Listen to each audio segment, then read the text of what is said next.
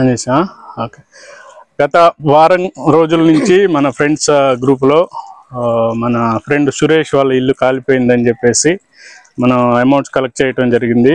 ఆ అమౌంట్తో కొంత అమౌంట్తో ఇటుకరాయి ఇల్లు తిరిగి కన్స్ట్రక్ట్ చేయడానికి అవసరమైన ఇటుకరాయి సప్లై చేసాము. మేము కొంతమంది ఫ్రెండ్స్ ఎందుకంటే డబ్బులు ఇవ్వటం వల్ల ఖర్చు అయిపోతుంది, మళ్ళీ ఇల్లు కట్టుకోలేడు అని చెప్పడం వల్ల వాళ్ళ కోరిక మేరకు ఇటుకరాయి సప్లై చేసాం. అదేవిధంగా కొంత డబ్బు ఇస్తే ఖర్చులకు కూడా ఉంటుందనే ఉద్దేశంతో మిగిలిన బ్యాలెన్స్ అమౌంట్ అనేది మన మిత్రుడు సురేష్ వాళ్ళ ఫ్యామిలీ మెంబర్స్కి అందజేయటం జరుగుతుంది. మన మధ్య Penumaka one of our 10th classmate ఉన్నాడు. తన చేతుల మీదుగా అమౌంట్ అనేది సురేష్ వాళ్ళ ఫ్యామిలీకి అందజేయటం జరుగుతుంది. అదేవిధంగా ఇక్కడికి వచ్చిన తర్వాత తెలిసిన విషయం ఏంటంటే ఇక్కడ 2 ఇళ్ళు కాలిపోయినాయి అని తెలిసింది. రెండో ఇల్లు వాళ్ళ పెద్దమ్మ వాళ్ళ ఇల్లు.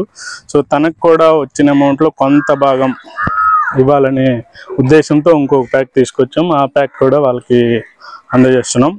తను ఈరోజు ఇక్కడ లేకపోవడం వల్ల సురేష్ వాళ్ళ ఫ్యామిలీకి అందజేస్తున్నాం. వాళ్ళ పెద్దమ్మాయి అవటం వల్ల వాళ్ళు హ్యాండ్ ఓవర్ చేస్తారు. సో వీళ్ళకి ఆర్థిక సహాయం అందించిన ప్రతి ఒక్క మిత్రుడికి పేరు పేరున ధన్యవాదాలు తెలియజేస్తున్నాం. అదేవిధంగా సురేష్ కూడా తన తరపున థ్యాంక్స్ చెప్పాలనుకుంటున్నాడు. సురేష్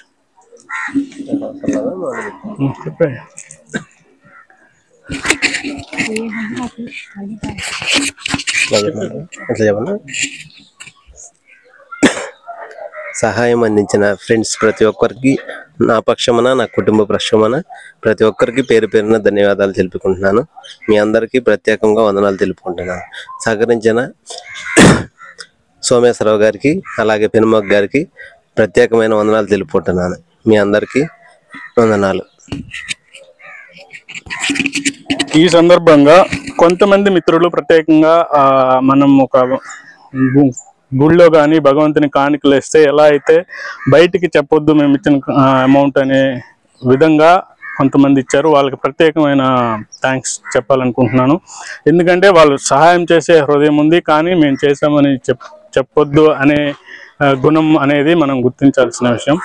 సో ఓవరాల్గా 2 weeks నుంచి జరుగుతున్న ఈ ప్రాసెస్ ఈ రోజుతో కంక్లూడ్ అయిందని భావిస్తున్నాము. ప్రతి ఒక్క వ్యక్తికి, సపోర్ట్ చేసిన ప్రతి ఒక్క ఫ్రెండ్కి థ్యాంక్ యూ వెరీ మచ్.